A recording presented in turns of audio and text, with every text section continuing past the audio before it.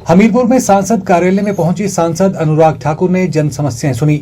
इस अवसर पर पत्रकारों से बातचीत के दौरान सांसद अनुराग ठाकुर ने कांग्रेस के बयानों पर पलटवार किया है। अनुराग ठाकुर ने सीपीएस मामले पर सुप्रीम कोर्ट के निर्णय पर कहा कि न्यायालय के आदेश सबको मानने होंगे, लेकिन हिमाचल सरकार ने सीपीएस की नियुक्तियां असंवैधानिक की थी, क्योंकि इस पर करोड़ों का खर्च सरकार कर रही थी। सांसद अनुराग ठाकुर ने कहा कि स्थानीय लोगों की जन समस्याएं सुनी गई है और दिशा कमेटी में भी कई मुद्दों को रखा जाएगा। बाकी बचे हुई समस्याओं को हल करने के लिए अधिकारियों को निर्देश दिए जाएंगे ताकि लोगों की समस्याएं हल हो सके। अनुराग ठाकुर ने कांग्रेस द्वारा अडानी के बचाव पर पलटवार करते हुए कहा कि भारतीय जनता पार्टी किसी को बचाने का काम नहीं कर रही है। उन्होंने कहा कि सुप्रीम कोर्ट से लेकर सबने जांच की है और उसमें कुछ नहीं निकला है।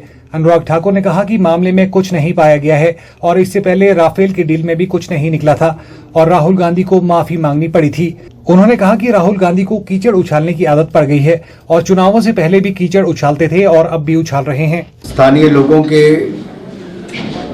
जो समस्याएं हैं उनके समाधान के लिए आज हमीरपुर अपने कार्यालय में सबसे भेंट भी हुई और कुछ लोगों को जो मुझे लगता है कि संबंधित अधिकारियों के साथ विषय उठाने वाले हैं, मैं उनको दिशा कमेटी की मीटिंग में भी निमंत्रण दिया है ताकि सब संबंधित अधिकारी वहां पर होंगे। एक दो मुद्दे जो वहां उठाने वाले हैं उनको वहां पर रखा जाएगा। उसके अलावा बाकियों के लिए प्रयास रहेंगे कि जल्द से जल्द उनको दूर किया जाए। कुछ विकासात्मक कार्य हैं, कुछ अन्य कार्य हैं, उन सब को लेकर उचित कार्रवाई की जाए। मामला कोर्ट में है और न्यायालय के जो निर्देश होंगे उसको सबको सर्वसामान्य है।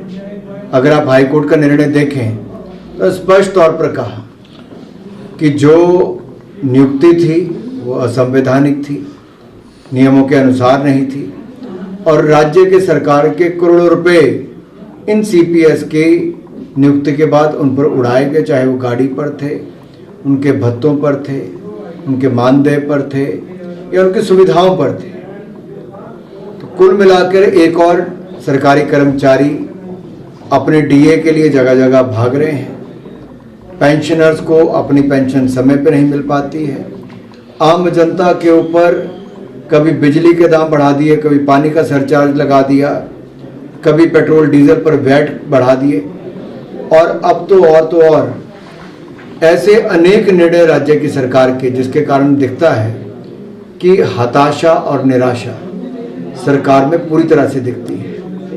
ये अपने 2 वर्ष का कार्यकाल मनाने वाले हैं, इनके अपने ही मंत्रियों को जानकारी नहीं है, अवगत नहीं है, वो उस पर प्रश्न चिन्ह उठा रहे हैं। अगर होटल बंद होने पर सवाल खड़ा किया जाता है तो इनके प्रवक्ता ही मीडिया वालों को लताड़ने पे लग जाते हैं। तो एक और आप कदम भी नहीं उठा पा रहे और दूसरी ओर जो आपने गलत कार्य किए जिसके कारण प्रदेश को खामियाजा भुगतना पड़ा, अगर कोई आपसे सवाल करता है तो आप उसको अपने दफ्तर से बाहर निकालने के लिए धमकाते हो, ये उचित नहीं। देखिए, भारतीय जनता पार्टी को ना किसी को बचाने की जरूरत है। पूरे देश के सुप्रीम कोर्ट से लेकर सेबी तक सबने जांच की और मामले में कुछ नहीं पाया गया, चाहे वो अडानी को लेकर था, इससे पहले राफेल को लेकर था, तब भी उसमें कुछ नहीं। उल्टा राहुल गांधी जी को माफी मांगनी पड़ी। ये एक आदत बन गई राहुल गांधी जी की, आना और कीचड़ उछालना। चुनावों से पहले भी कीचड़ उछालते रहे, चुनावों के बाद भी। अरे जितना कीचड़ उछालोगे उतना ही कमल खिलेगा। मोदी जी पाक साफ हैं, ईमानदार हैं और सन 2001 से लेकर 24 तक आज तक कोई 1 रुपए के घोटाले का आरोप भी उन पर नहीं लगा पाया।